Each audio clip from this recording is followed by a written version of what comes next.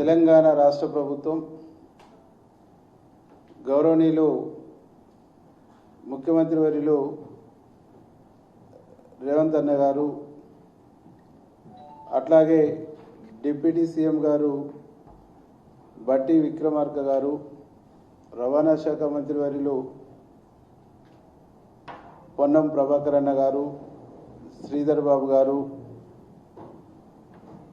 వీరి ఆధ్వర్యంలో 3 రోజులుగా నడుస్తున్నటువంటి ఒక ఆర్టీసీ సమ్మెను మానవీయ కోణంతో కార్మికుల పక్షపాతిగా ఈ ప్రభుత్వం ఉన్నదని చెప్పేసి మరొకసారి ప్రూవ్ చేసుకునేటువంటి దాంట్లో భాగంగానే ఒక రోజంతా ఆర్టీసీ కార్మికులతో చర్చలు జరిపి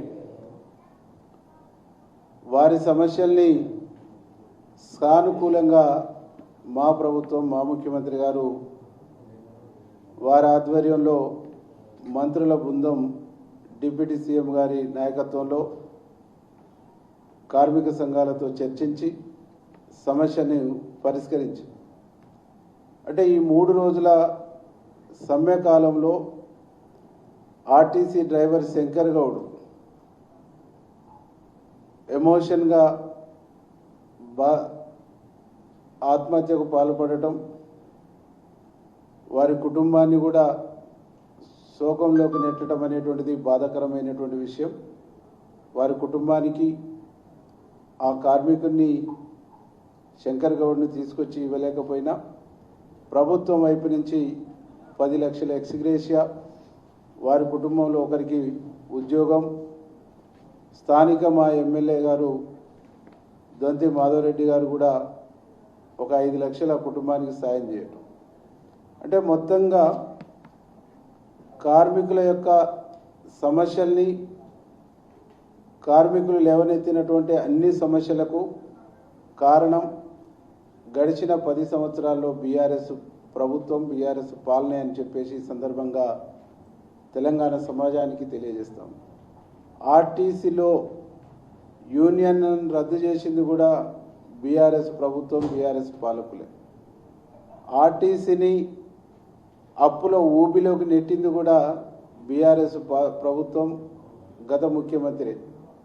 ఆర్టీసీ కార్మికులు గత ప్రభుత్వంలో నెల రోజులకు పైచిలకు నియరెస్ట్ 2 నెలలు సమ్మె చేసి ఈ సమ్మె కాలంలో ఆత్మహత్య చేసుకొని గుండెపోటుతోని చనిపోయినటువంటి వాళ్ళు దాదాపు 40 పైచిలకు మంది చనిపోయారు. వాళ్ళ చావులకు కారణం ఆనాటి బీఆర్ఎస్ ప్రభుత్వం. అట్లాగనే ఆర్టీసీలో రిమోల్ సర్వీస్ అయినటువంటి వాళ్ళను ఏ ఒక్కరిని కూడా నియామకాలు చేపట్టకపోవటం వాళ్ళను రిమోల్ నుంచి రివోక్ చేసి ఉద్యోగాలు ఇవ్వకుండా వేధించినటువంటి ప్రభుత్వం కూడా బీఆర్ఎస్ ప్రభుత్వం. దీంతో పాటుగా ఆర్టీసీలో అనేక రకాల అవకతవకలకు కారణం కూడా బీఆర్ఎస్ ప్రభుత్వం.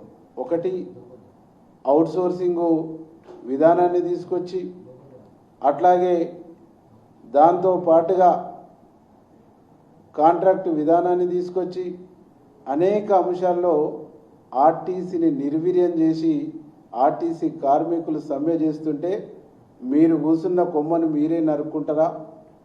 ఆనాడు ఆర్టీసీ కార్మికులకు కాంగ్రెస్ పార్టీ ఆనాటి పీసీసీ ప్రెసిడెంట్గా రేవంత్ అన్న మద్దతు ఇస్తే ఈరోజు ప్రతిపక్షాలు రాజకీయం చేస్తున్నాయని చెప్పేసి మాట్లాడిండు కేసీఆర్ గారు.